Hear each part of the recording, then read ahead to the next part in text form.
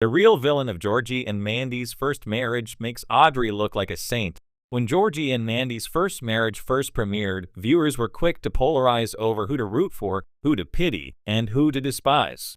On the surface, it seemed simple, a wealthy, privileged couple navigating the pitfalls of early marriage. But as fans of the series dug deeper, a troubling truth emerged, one that rewrites everything we thought we knew about Georgie and Mandy's doomed union. It turns out the real villain of their first marriage isn't the scheming in-laws, the career ambitions, or even the occasional cheating scandal. No, the true antagonist is far more insidious, and understanding it completely changes the lens through which we view every moment of the series. The illusion of a perfect couple. To casual viewers, Georgie and Mandy seem like a classic opposites attract pairing. Georgie, with her impulsive charm and knack for social maneuvering, contrasted perfectly with Mandy's grounded, methodical personality. At cocktail parties and holiday dinners, they were enviable. They laughed, they planned, they dreamed big, and the audience initially bought into the illusion. But perfection is often a mask, and the series painstakingly peels it away. Early episodes hint at cracks, a missed anniversary year, a forgotten promise there, and an undercurrent of resentment that neither partner openly acknowledges.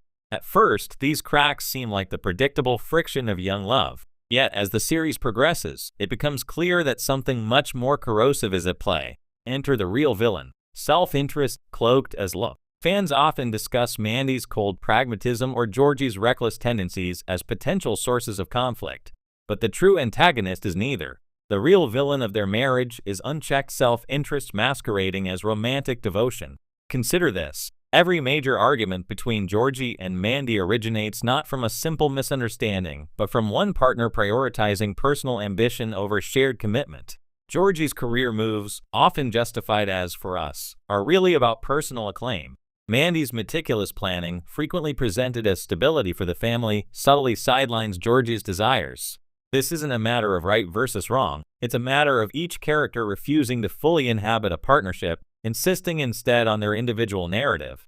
In essence, the villain of this marriage isn't a person, it's the corrosive mindset of putting oneself first while wearing the guise of togetherness.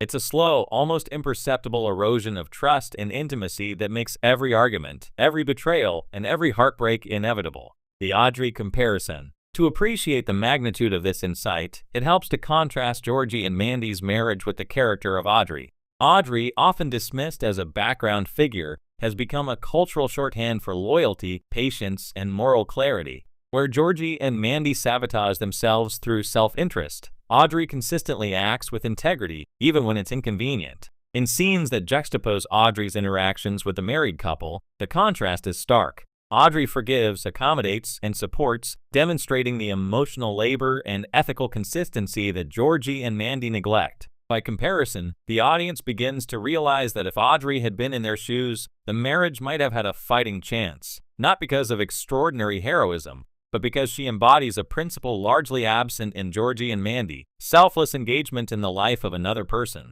How self-interest shapes every major event. A closer look at key events underscores just how destructive self-interest is in this marriage. 1. The career coup. In episode 4, Georgie lands a major promotion but fails to inform Mandy until the day it happens. On paper, Georgie's accomplishment is laudable. In practice, it communicates a lack of consideration for the partnership, creating a fissure of resentment that echoes through subsequent episodes.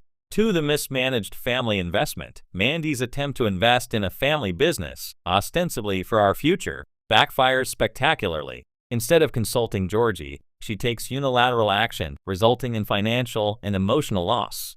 Here, Mandy's self-interest masquerades as stewardship, highlighting how even good intentions can become destructive when divorced from empathy and communication. 3. The betrayal triangle. A minor affair involving Georgie is treated as a titillating scandal in marketing materials, but narratively, it is a direct symptom of self-interest. Georgie isn't cheating out of malice. She is pursuing validation and excitement at the expense of the shared life she supposedly values. The series doesn't forgive this act. Instead, it positions it as a mirror reflecting the marriage's deeper dysfunction. 4. The ultimate divorce. The final episodes of Season 1 depict the collapse of the marriage. The divorce isn't sudden. It is a predictable outcome of years of self-centered decision-making. Neither Georgie nor Mandy is innocent.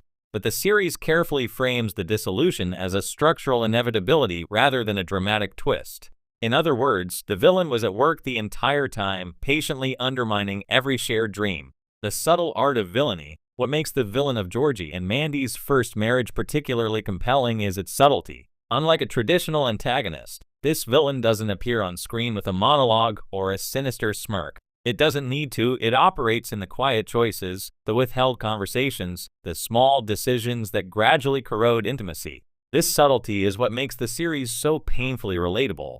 Almost everyone has experienced relationships in which one or both partners prioritize themselves over the union. The show dramatizes this tendency with surgical precision, exposing how easily self-interest can masquerade as love, and how slowly resentment builds when empathy is sidelined. The audience reaction. Viewers' reactions to this revelation have been telling. Online forums exploded with debates over whether Georgie or Mandy is worse, missing the point entirely. The brilliance of the series is that it forces the audience to recognize a more universal truth. Sometimes, the problem isn't a person, it's the pattern of behavior that erodes love from within. Fans have even started calling the villain the invisible partner, a nod to its omnipresence and intangible nature. Unlike a traditional villain, the invisible partner cannot be confronted directly. There are no plot twists to defeat it, no cunning schemes to unravel. It is insidious precisely because it is banal. It is human nature elevated to dramatic form. Lessons beyond the screen. The implications of this analysis extend beyond television drama. Georgie and Mandy's story is a cautionary tale about relationships in the modern era. In a culture that prizes individual achievement, it's easy to conflate personal success with relational success.